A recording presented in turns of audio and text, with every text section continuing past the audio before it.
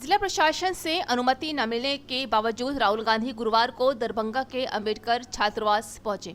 वे छात्रों से संवाद तो नहीं कर पाए, लेकिन उन्होंने मंच से छात्रों को संबोधित किया।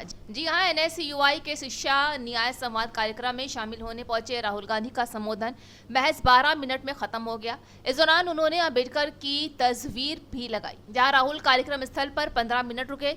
अब वे दरभंगा से पटना के लिए निकल चुके हैं। आपको बता दें कि राहुल गांधी ने कहा है, प्रचार हो रहा है, आपके खिलाफ पेपर लीक हो रहा है, आपको बोलने नहीं दिया जा रहा है। सही तरीके से जाति जनगणना होनी चाहिए। 90% आबादी के लिए इस देश में कोई रास्ता नहीं है। सीनियर ब्यूरोक्रेसी में आपके लोग जीरो, डॉक्टर में आपके कितने लोग जीरो, एजुकेशन सिस्टम में आपके कितने लोग जीरो, मेडिकल सिस्टम में मालिकों को देखो तो जीरो। जी हाँ, मनरेगा की लिस्ट देखो तो सारे के सारे लोग आपके ही हैं। मजदूरों की लिस्ट निकालो तो आपके लोगों से भारी पड़ेंगे। सारा का सारा धन और ठेकेदार 8 से 10% लोगों के हाथ में जाता। तो वही राहुल गांधी के दरभंगा पहुंचने के पहले पुलिस प्रशासन और कार्यकर्ता आमने सामने आ गए। जहां राहुल दलित मॉनिटरी कम्युनिटी के छात्रों से बातचीत करना चाहते थे, लेकिन प्रशासन ने उन्हें छात्रावास में बातचीत की परमिशन नहीं दी थी।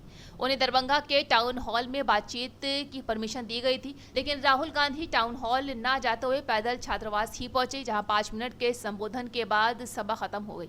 इससे पहले राहुल के काफिले को दरभंगा की ललित नारायण मिथिला यूनिवर्सिटी कैंपस में 3 किलोमीटर पहले ही रोक दिया गया था, जहां बिहार कांग्रेस प्रदेश अध्यक्ष राजेश राम ने कहा था कि हर हाल में अंबेडकर छात्रावास जाएं। वहीं इधर एनएसयूआई के राष्ट्रीय अध्यक्ष वरुण चौधरी ने कहा है कि एनडीए के सरकार दलित विरोधी है, सरकार के दबाव में ही कार्यक्रम नहीं होने दी। बिहार की पुलिस ने अभी मुझे रोकने की कोशिश की,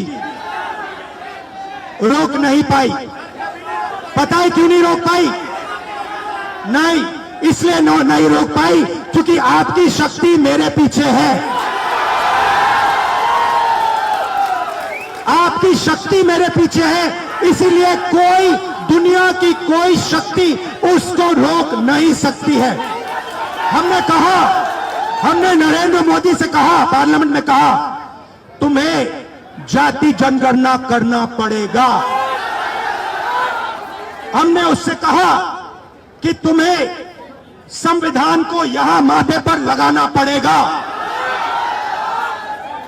नरेंद्र मोदी जी ने आपके दबाव से डरकर जाति जनगणना हिंदुस्तान में घोषित किया है। आपके दबाव से डरकर उन्होंने कॉन्स्टिट्यूशन अपने माथे पर लगाया है, मगर वो लोकतंत्र के खिलाफ है, संविधान के खिलाफ है, जाति जनगणना के खिलाफ है।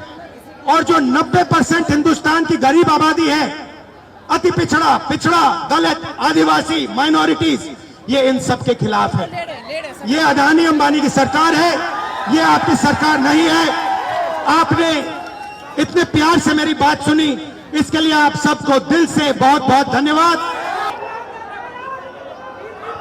दलित, पिछड़ा वर्ग, अति पिछड़ा वर्ग, आदिवासी वर्ग, आपके खिलाफ इस देश में 24 घंटा अत्याचार होता है। आपको दबाया जाता है, आपको शिक्षा के सिस्टम में रोका जाता है, आपके खिलाफ पेपर लीक किया जाता है और आपके करियर को रोकने के लिए, खत्म करने के लिए किया जाता है। हमने 3 मांगे की हैं। सबसे पहले जाति जनगणना, सही तरीके का जाति जनगणना जो हमने तेलंगाना में किया।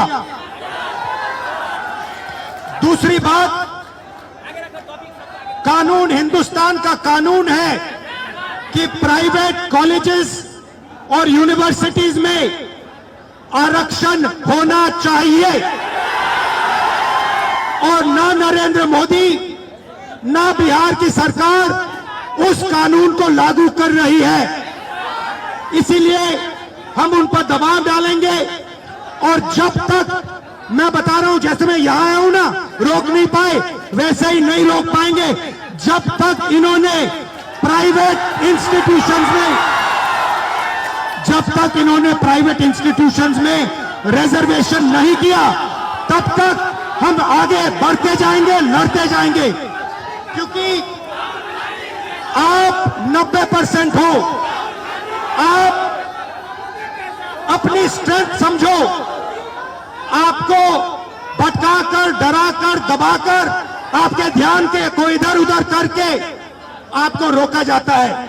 इस देश में आपके लिए कोई जगह नहीं है। 90% के लिए इस देश में कोई रास्ता नहीं है।